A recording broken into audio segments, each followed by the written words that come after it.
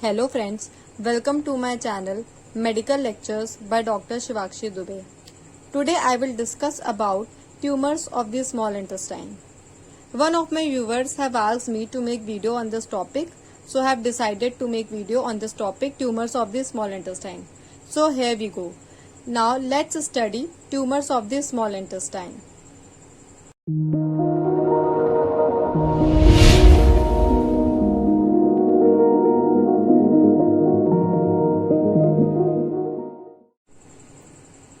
So now we will study about tumors of the small intestine. Small intestine is rarely affected by neoplasia. As we can see, जो small intestine होती है उसमें जो neoplasia cancer के chances होते हैं वो बहुत रेयर होते हैं and fewer than 5% of all gastrointestinal tumors occur at this site and 5% से भी कम जो GIT के जो tumors होते हैं वो small intestine में पाए जाते हैं. So small intestine में कैंसर के chances, neoplasia के chances जो होते हैं वो काफी रेयर होते हैं. And now we will study about types of the tumors of small intestine. दो टाइप के tumors होते हैं small intestine में. First is benign tumor and second is malignant tumors.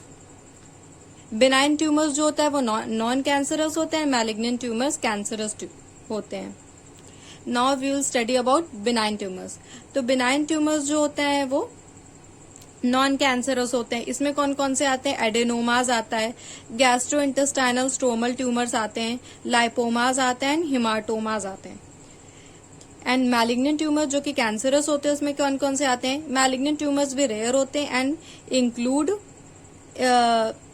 In decreasing order of frequencies. तो malignant tumours भी rare होते हैं और ये डिक्रीजिंग ऑर्डर ऑफ फ्रीक्वेंसी में देखे जाते हैं.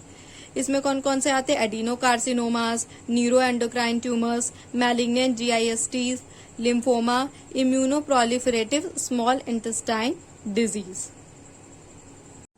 सो फर्स्टली हम लोग पढ़ेंगे एडेनोमास के बारे में. तो बिनाइन ट्यूमर में पहला टाइप जो है एडेनोमा है एंड ये मोस्ट कॉमन बिनाइन ट्यूमर्स होते हैं स्मॉल इंटेस्टाइन के.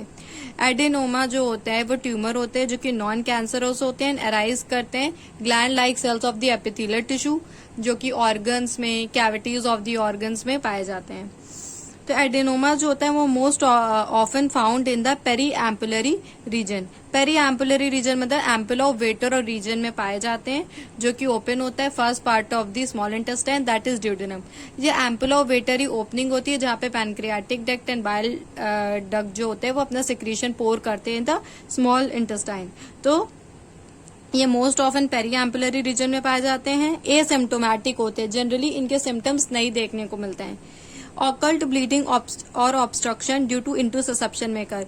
Due to this type of tumor intussusception हो सकता है. Intussusception क्या होता है कि one part of the intestine slide कर जाती है दूसरे में, तो उसकी वजह से कभी कभी हिडन, ऑकल्ट मतलब हिडन ब्लीडिंग देखने को मिल सकती है और ऑब्स्ट्रक्शन भी देखने को मिल सकता है. And next is multiple adenomas are common in the duodenum of patients with FAP.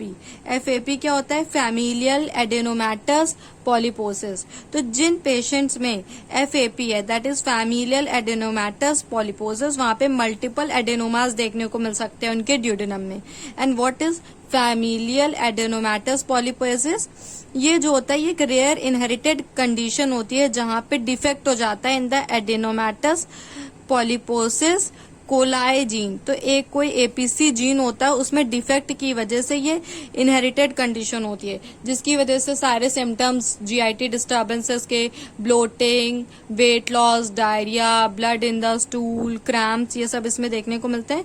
And Jin patients में ये जो इनहेरिटेड कंडीशन होती है उनमें मल्टीपल एडेनोमास होने के चांसेस बहुत कॉमन होते हैं इनके ड्यूडेनम में.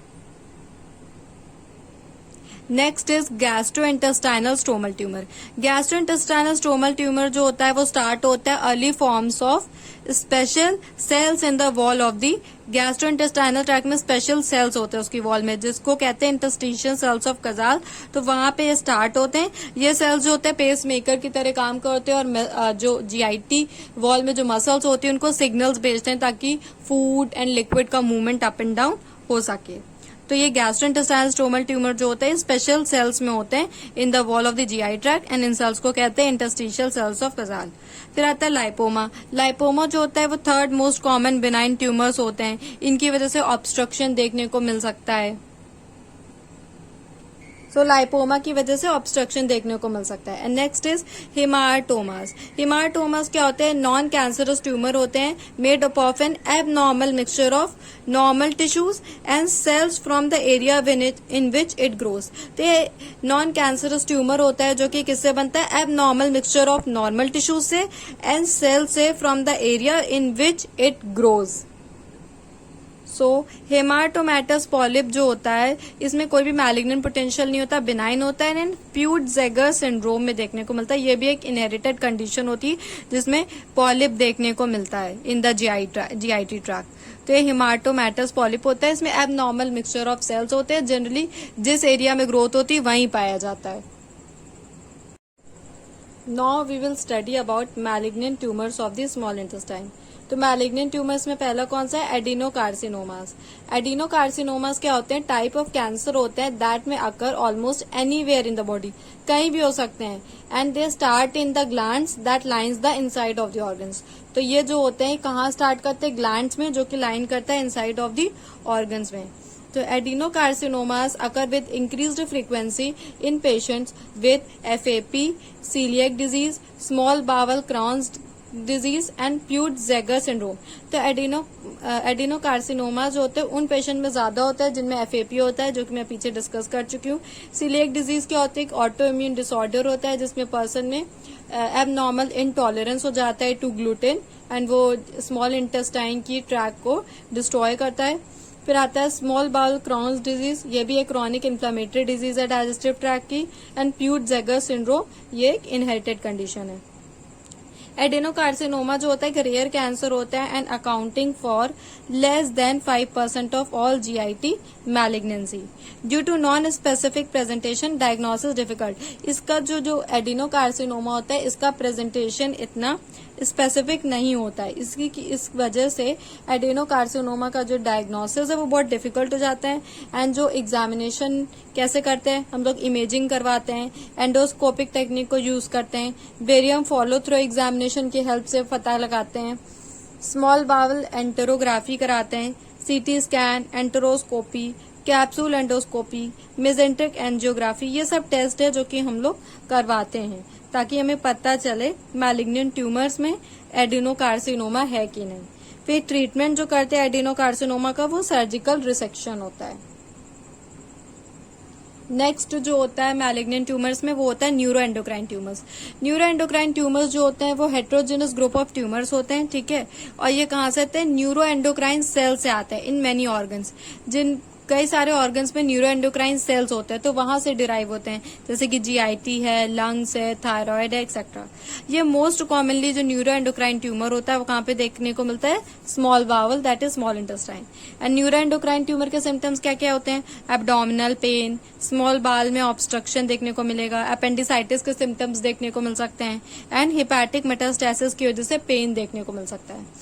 न्यूरो एंडोक्राइन ट्यूमर के इन्वेस्टिगेशन में हम लोग अल्ट्रासाउंड कराते हैं, सीटी स्कैन कराते हैं, एमआरआई कराते हैं and radio labelled somatostatin analogue कराते हैं कि न्यूरो एंडोक्राइन ट्यूमर्स तो नहीं है स्मॉल इंटेस्टाइन का।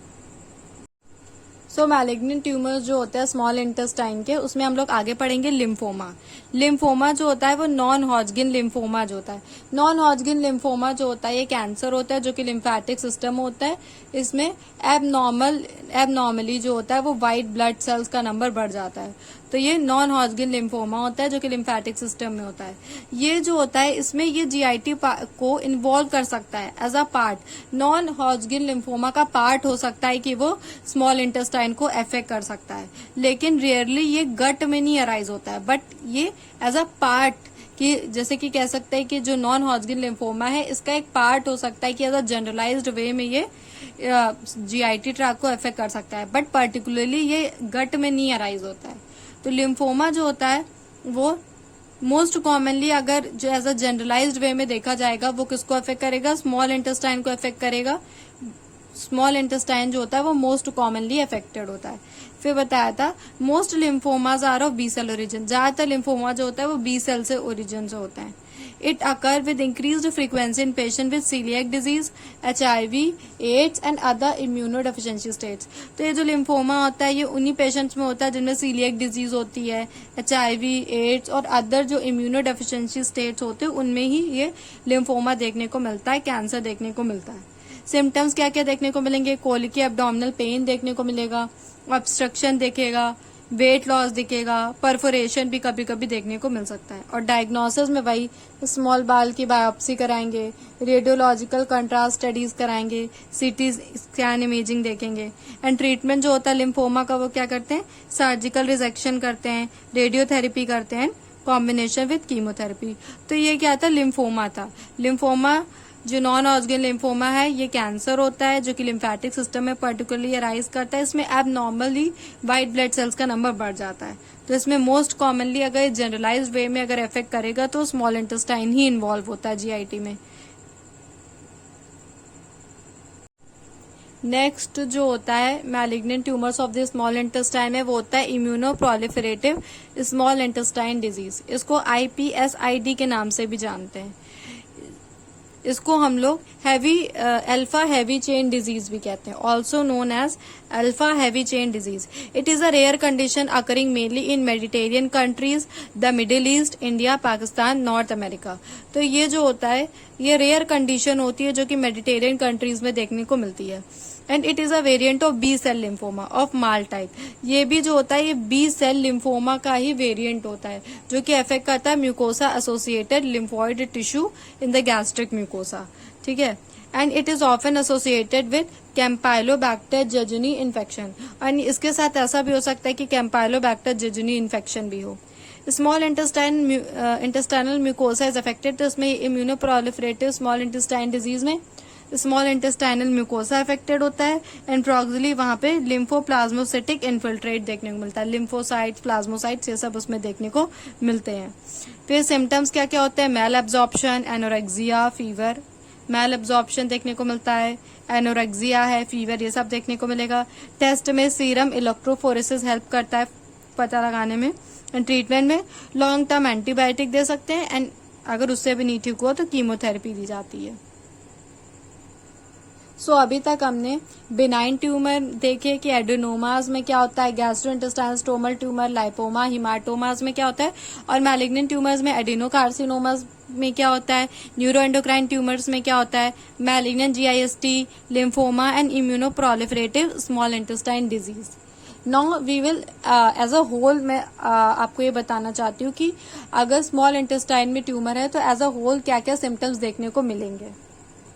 तो स्मॉल इंटेस्टाइन के ट्यूमर्स में सिम्टम्स क्या क्या देखने को मिल सकता है? एब्डोमिनल पेन देखने को मिल सकता है, yellowing of skin and whites of eye that is jaundice देखने को मिल सकता है, फीलिंग वीक एंड टायर्ड है, नोजिया है, वॉमिटिंग है, वेट लॉस है, blood in stool and watery diarrhoea. तो दीज आर द सिम्टम्स जो कि tumours of the small intestine में देखने को मिल सकते हैं. और अगर हम लोग एग्जामिनेशन कराएंगे तो एग्जामिनेशन में एंडोस्कोपी, CT स्कैन, जितने भी इमेजिंग टेक्निक्स होते हैं वो किए जाते हैं. So this video is in short about tumors of the small intestine that includes benign tumor and malignant tumors. Next time इस वीडियो का जो नेक्स्ट पार्ट होगा वो होगा tumours of the large intestine जो कि 1-2 दिन में अपलोड हो जाएगा. Initially you should study about tumors of the small intestine and stay tuned to my channel and subscribe my channel and tap the bell icon button for further notification of the video. Thank you.